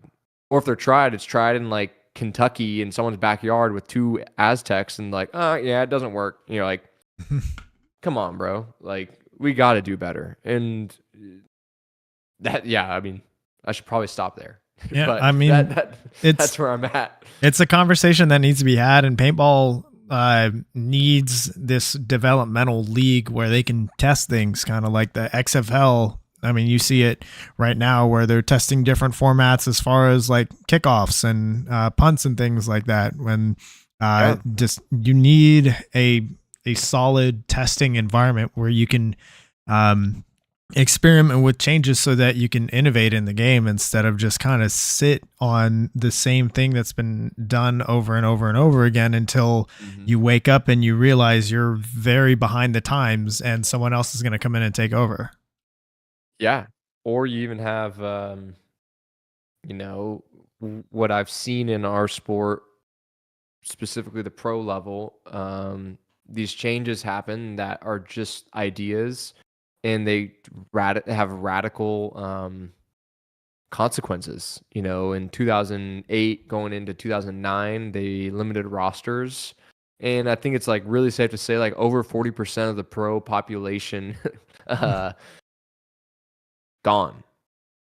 Like truly from 2008 to 2009, or even to 08 to 10.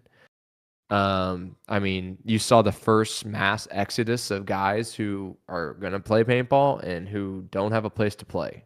And a lot of it was about the direction of the sport and going to more athletic formats and layouts and bunker sizes and all that. And that's going to happen. But then the next catastrophe was the true semi, which, was just a bad implementation that affected everybody. And I think that's wrong to do. You should mitigate it at all costs, I'll say. This a dramatic change to something that people love, like that's not really fair to do to your consumer without doing the testing and without doing, just some of the groundwork to even have a real case. Like a lot of it was around the paint consumption and stuff like that. And, I just felt like at the time there was things that were obvious, like this is going to make you shoot more paint or less paint, blah, blah, blah. So I just think it's wrong to force these agendas on people when we have a good thing right now. Like the current state of tournament paintball is pretty damn good. It'd be a shame if we introduced an idea that was not so serving to this current format and we like go to a place we don't even know where we are, for the wrong reasons. I'm down with all these things if it's thought out, tried a little bit. Maybe we do like a mock tournament. I mean, what else do we got to do on the weekends? If there's not a tournament or a practice, like what else are you doing? And you're and we're industry leaders. It's like, you don't need to be an industry leader to try and change in the sport. And that's the point I think I kind of didn't get out, but it's on you individually, if you have a change, to get some of your guys to go to a field and try and do it. And even better, you invite teams to do it. You create this whole other format, like a Division 3 team or like person could create a whole new Division 3 format. It doesn't need to be 5-man. It could be 3-man. It could be whatever. But the problem is we all wait for somebody else to do it. And life is finite. And I don't want to wait, longer than I have to for someone to come up with a good idea. And you shouldn't have to wait for me to make another Astra event before something is exciting and gets like the people going. It should be coming from whoever wants it.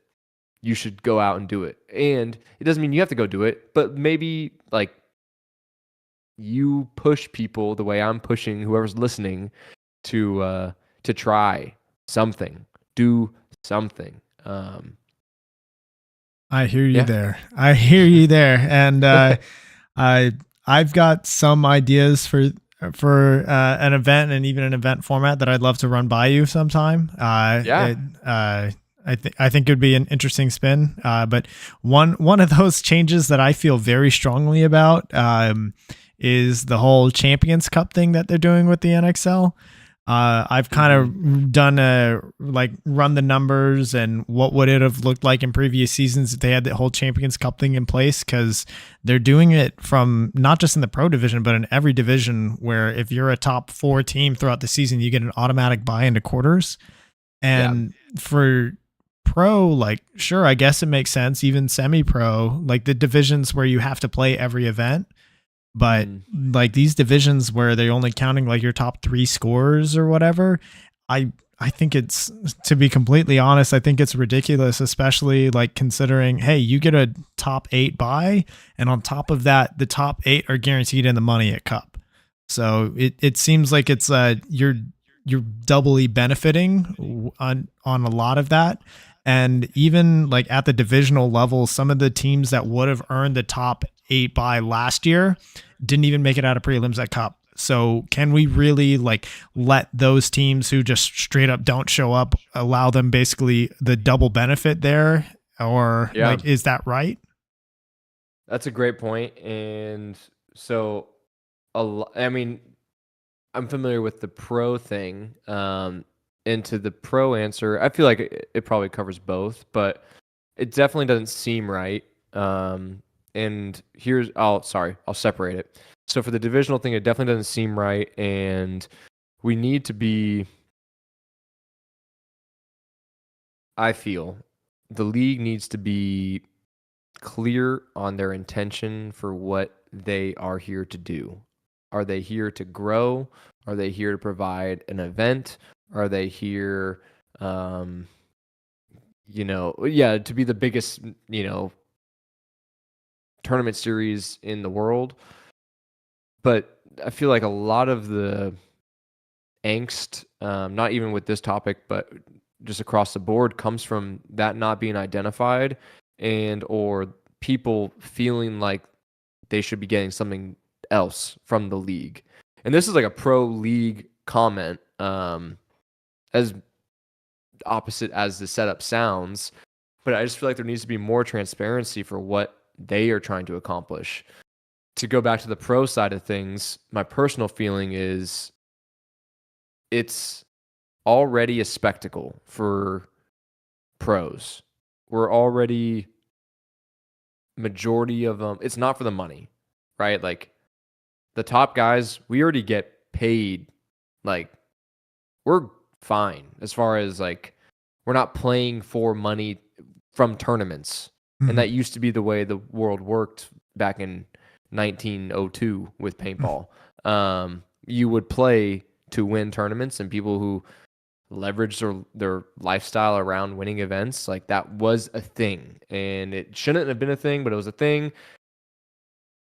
I digress. But where we are now with it, it's like these guys, we're not even playing for the money, right? And now they finally have like a $40,000 check for Cup, which is sweet. Honestly, we should make up a number. There shouldn't be a real check. It should say like $5 million, and we should just lie to the general public and just like blow it out of proportion, because that's how things work right now.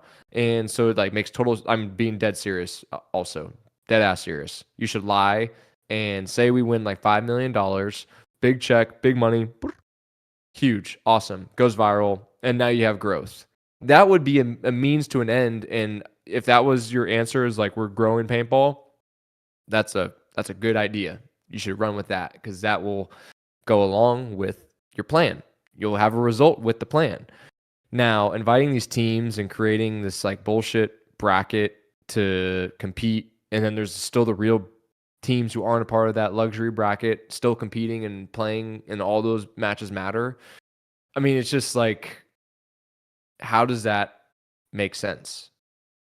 And are we caring about the consumer here, or are we looking at the optics? Because it feels like we're looking at the optics here, and we're trying to gather like world participation and yada, yada, yada. And there's something to be said about that too. I just don't know if I agree with it, or if the result of it even matters. Like, are the Tauntauns going to win? What happens if the Tauntauns win? They get 40 grand and nothing else. Like the week after, it's over. So what's the big deal? And if it's the same shit if Dynasty wins, but just, it affects the other 16 teams who weren't a part of the luxury bracket because they never even had a shot. It could be felt that is the case. But anyway, I just don't know if that adds up. And so here we are on two pendulums, and it's like, this scenario is great and it supports our idea, or if this is the result and it didn't support our idea and it's not good. Well, the bottom line is the consumer's probably not super happy. We all still pay to be here. It may not be like the individual pro, but I mean, I pay in my time. I pay in, a lot of my time, and then the team owner pays a whole lot else. And at the end of the common theme of all these guys, regardless of the financial stack, is someone's still paying. Now, is that same guy happy with his payment? Like what happens with these big money guys? So let's say you take Bart, Randy, and Al off the table. Then what? Now we have Dynasty, which is an anomaly, who figured out how to fund themselves all these years because of their great success, and arguably couldn't be replicated because their success happened in a time where it was possible. Now it's not possible. It's just tough. It's a tough one to figure. So that's why I think we got to figure out what we're trying to do, what the league's purpose is, and how do we get more on par and at least all together with that. Absolutely. It's an interesting time where you could definitely have the freedom to go in a lot of different directions. And it would be nice if they were, I don't know if more well thought out, or if like what exactly needs to change as far as like the planning process of it. But we know that something needs to change, or at least it feels like it could be better, I guess, is the overall sentiment. Yeah. And here's a part that people don't ever understand, and I've even tried to explain this to pro guys. When this stuff, everyone talks the same, like we all talk about what could be different, and the thing is there's few movers and shakers, and then there's just a lot of people with opinions, and a lot of the opinions don't add up to anything because they're not moving and shaking, and then they point blame to the guys who are moving and shaking. And for the record, I don't think we want paintball in the hands of other people, at least the total, like right now it's like the NXL. They're like the total end all be all, at least for my relationship to paintball. I got no other option. So I don't want somebody else to have the ball other than Tom Cole. He's done us well. He's doing the best that he can, and he actually cares. What happens if you put somebody else, you put a wolf in his shoes? It's like a really bad thing for the sport, and it's so fragile. That we want this guy in it right now. Now, if someone else wants to come in and like have ideas and make things happen and do all that, that's great. But you shouldn't be shaming the guy who objectively should have the ball, has the ball. You should help this guy. We shouldn't vilify him or the people at the top. We should provide like solutions, and it's like the easy answer to say, but I do mean it, because I just don't feel like you guys, like people out there, you haven't thought of it all. Like these guys have done a lot. They've made mistakes, but you have to make mistakes to go forward. And it's tricky, but for their sake, I just think it's important that they have whatever their future and their plan is. It needs to be clear to who it affects. And I think that's a problem right now. We're so small and yet so big. And the biggest hurdle of these huge events is it's impossible to like make them larger. And that's like kind of the goal. And it's just not possible. And I talked to Tom at length about some of this stuff. It's easy to make the Astro event special because it's one field and it was all kind of hand catered. When you have all these other factors, unimaginable scenarios that they do handle pretty damn well. I mean, what are you gonna do? So the big question is, how big can an event be? Is this the right way to do it? Should the pros have their own time? Should we, how do we disperse this to make it make sense for everybody? Absolutely. Yeah. And it's we'll see what other innovations come out there, not just from up top with the NXL, but also regionally, locally, from guys like yourself and guys like anybody else that could be listening that has an idea. Just go talk to people, make it happen, because your idea, like paintball, is a small enough community that a good idea, it's not saturated like it is in other sports or other hobbies. There is nobody telling you no. There's no red tape. There is no anything. It's all possible, and it's a little reach here, but like you're seeing the big movement with the airsoft community. I mean, it feels like it's like exploding, and they created their own format called Speed Soft or like Speed QB or something like this. And I remember watching some dude's vlog like 3 years ago, and I looked it up. I was like, oh my God, this is like crazy, right? And then it slowly evolved less about walls and like close quarter combat, but more into like shapes like paintball. They say the same calls, they wear the same gear as us, they pretty much are playing paintball but with airsoft guns and a little tweak of what's going on. But the growth in it has been inarguable, and companies like HK are leaning really hard into it, and they're taking the risks, they're putting the money into exploring the field. They're putting paintball pros that they sponsor in positions to cross-pollinate, realms. And it just goes to show how quickly anything with a vision can blow up in this world we are in right now. We're a TikTok away from, something great. And that's like something that should be kind of leaned into, and across all pages and books alike. But yeah, that's what I got. Absolutely. So we're getting here toward the end of our shows. So anybody who's listening out there, first, thank you for tuning in. If you have something that you want to ask Meter, go ahead and get your questions in the chat, because we're getting here towards the end. This question is brought to us by FU Athletics. Go to thefuathletics.com. Use code inthepits25 for 25% off of your order. So out of everything that you've done within paintball, these last, 20 plus years, what has been your favorite moment in your career so far?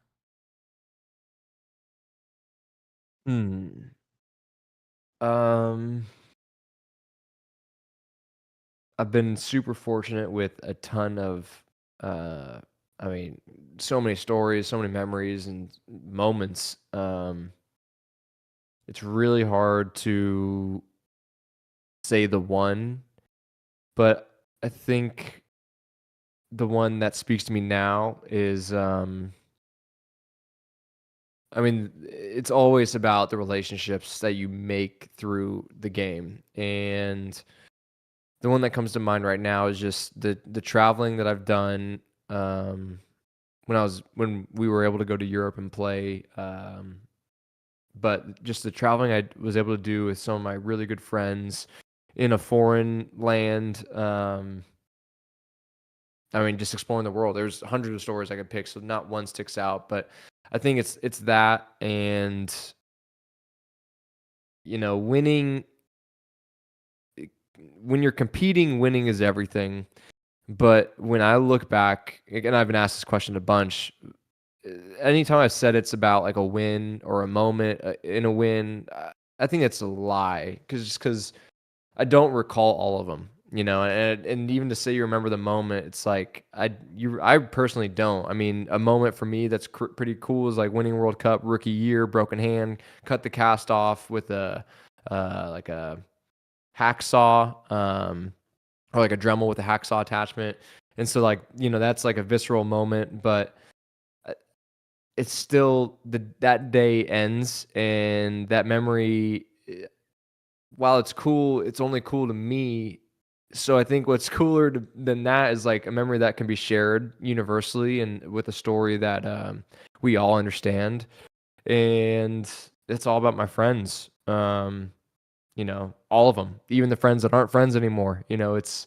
I think that's the best thing that I got. And I've done a lot of things in my life. I've been involved in a lot of other niche sectors of things, from fashion to hunting to gaming. I mean, I do a lot, and I find the thing that's unchanged throughout is the relationships I've got in paintball. I just don't think there's anyone else I relate to more than like my really good friends in the game.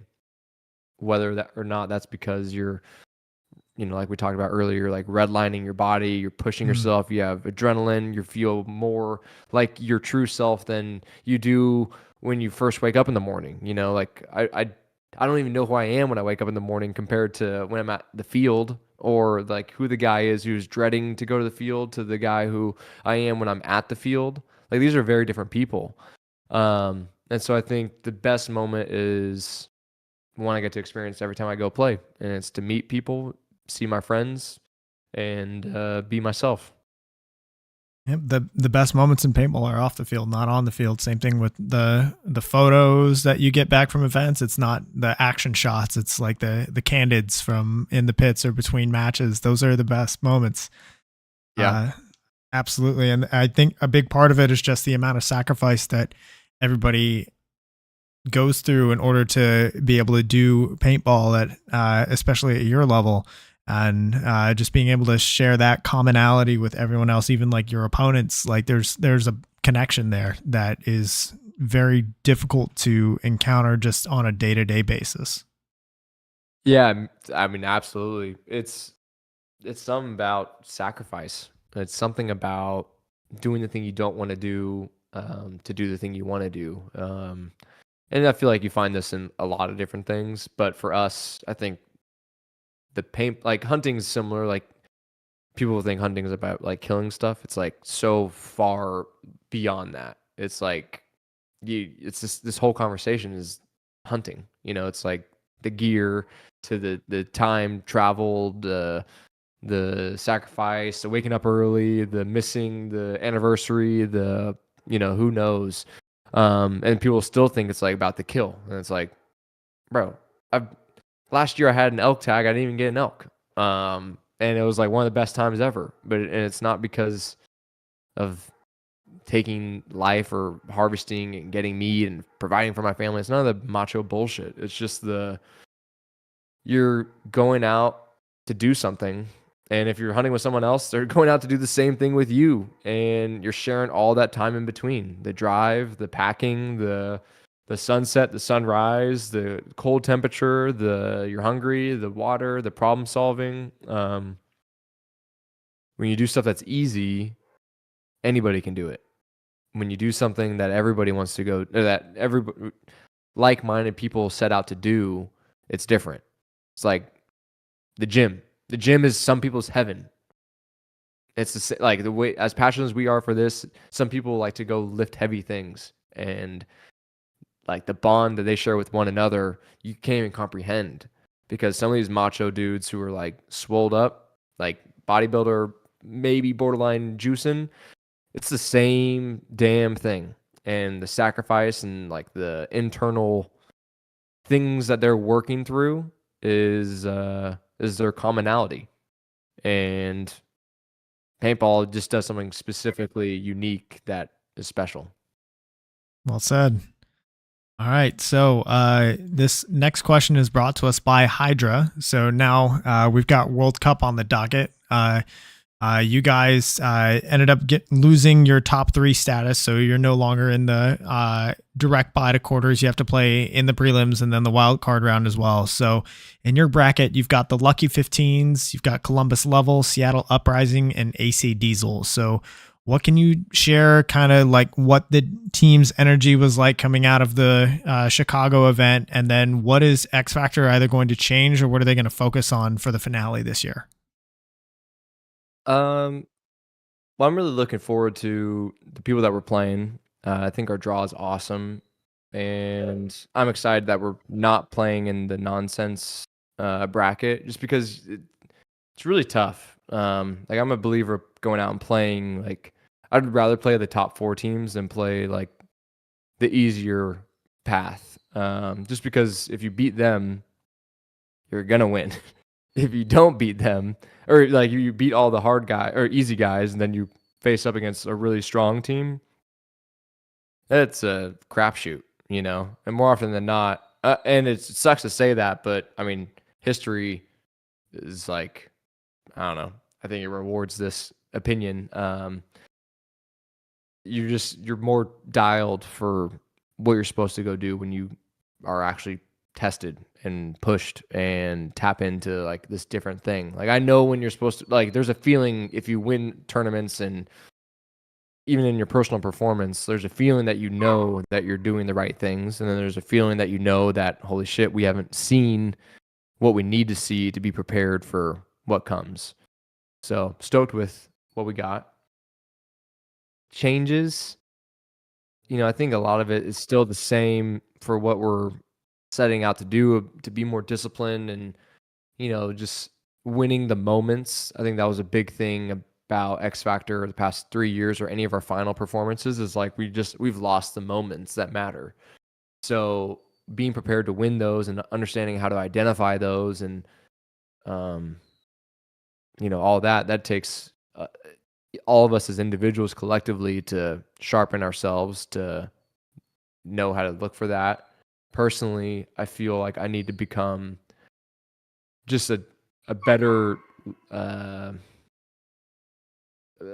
competitor and a better leader for our team to get over this hurdle. And that could look like a couple different things, but I just feel like that's what I can bring to the table for our team is just be more on it, have the solutions and be more assertive in the vision that I have for our team and what I have for the events and what I have for our own individuals. And what that means is I have to take the time to really break it down and understand how do I communicate this in an effective way. And I think if I manage that, I think we have a far better chance of winning. I think it's not only me, but if I'm able to accomplish that, all of us together are going to be better for it. And that's what it takes to change, results. Is it takes true application of yourself and figuring out how to make this machine operate. It only starts with you being accountable for your own shit. So that's what I have to do as a man, as a competitor. And yeah, if we do that, I think we have a damn good chance of getting a better result. Definitely. And I think obviously everybody here in Texas is going to be rooting for you guys to take it home, as we know that you've been right there this whole year and you're certainly capable of doing it. Yeah, well, we got to make it right for you guys for sure. All right. So this question I ask everybody that's coming on, and I do it kind of to get the word out about maybe some up and comers that they could use a little bit more, the word spread around about them. So this question is brought to us by Get That Shot. Message him on Facebook or Instagram for media coverage at Bunkerfest, USXBL, or NXL. So is there anybody in Texas, either teams, players, brands, or projects that have caught your attention lately? Who out there deserves more recognition for what they're doing? Well, we live now. When I read this question, my knee-jerk reaction was we live in an era now where I feel like everyone is like represented pretty damn well. Like I know a lot of these players that I shouldn't know, right? Just because I haven't had many personal interaction with them, but I feel like I know them through social media and all that. But I'll say the people that I see who work hard, I don't know if they deserve more recognition, but I think people who are good people and who are working hard and should have their name brought up at least is like Logan Hansel. I've just seen a lot of evolution from him, and he's still growing and he's still figuring out where he needs to be at as a player. But he's a kid. I mean, he's an adult now, or he's 20-something now, but I mean, I've been watching him since he was younger and didn't even fill out the body form of playing paintball right, And obviously we got like Jacob Johnson.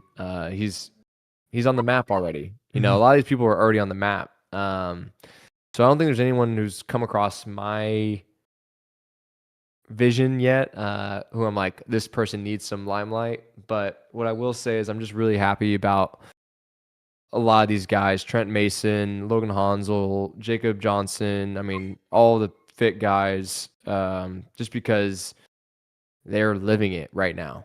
They're living it. They're gold. Like I said, I don't think they need more recognition, but I am proud to see what they're doing. And if you do feel like you need the recognition, let me see you. You know, let me see what you got. Let me see where you're at. Where are you hiding? Make it so obvious that it doesn't mean that you deserve recognition, that it's earned. I love it. Yeah, get your name out there, and if you need help, then prove us wrong. I guess. Yeah, message people. Be annoying, dude. If I had the option to be annoying when I was a kid, I would have been 20,000 times more annoying. I didn't have the ability to DM people. I had MySpace, my top 8. You know, that's all I could figure out. We didn't even have Messenger then, so. All right. So looking at the chat here for any last questions before we sign off. Let's see, from Ruben. He asked, Meter, when is the Serial Killers movie coming out? You know, I have no clue.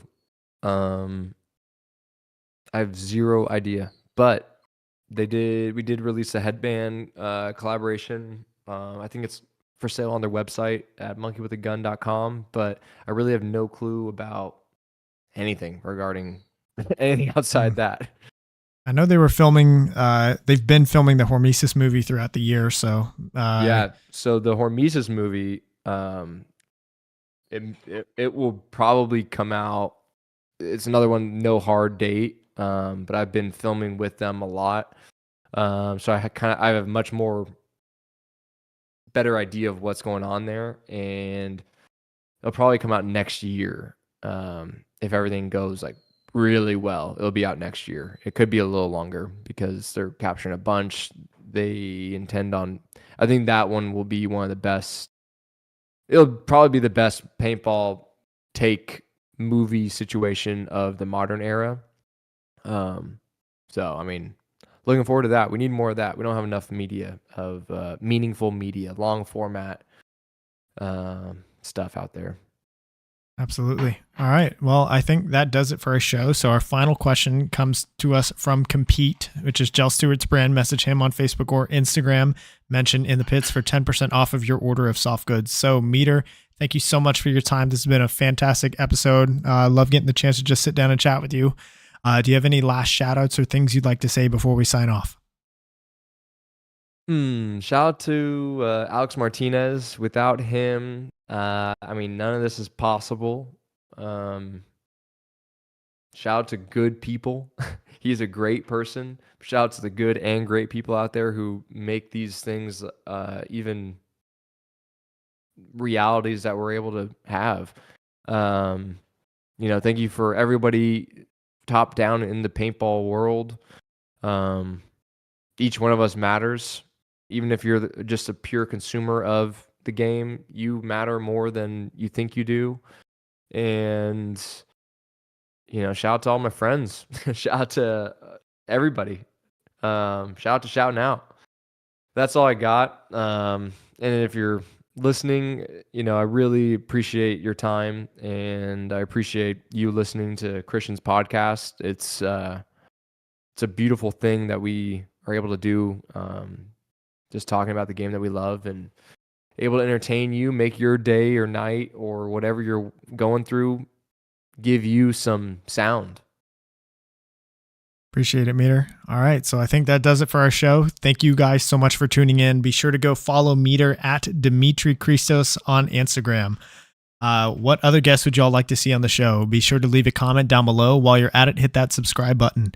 The show goes live weekly here on youtube.com/@inthepitspaintballpodcast. Recordings are posted to YouTube, Amazon, Apple Podcasts, and Spotify the next day. Shout out to my partner and sponsor tier subscribers on Patreon: FU Athletics, Get That Shot, Paintball Kumite, Compete, Bem Raps, Skull Monkeys Paintball, Hydra, XTPL Events, YI Paintball, Mariachi Águilas de Oro, and Podrunners Union. We will see you guys next week for episode 67. New time, we're going to go live at 5 p.m., so a little bit earlier, and we will have Robert Jordan on the show, Mr. Big Daddy Cool himself from the After the Buzzer show. He's also a commentator for the USXBL webcast. We're going to talk with him, kind of get a preview to the USXBL Series Championship. So we'll see you then. Meter, thank you so much for your time.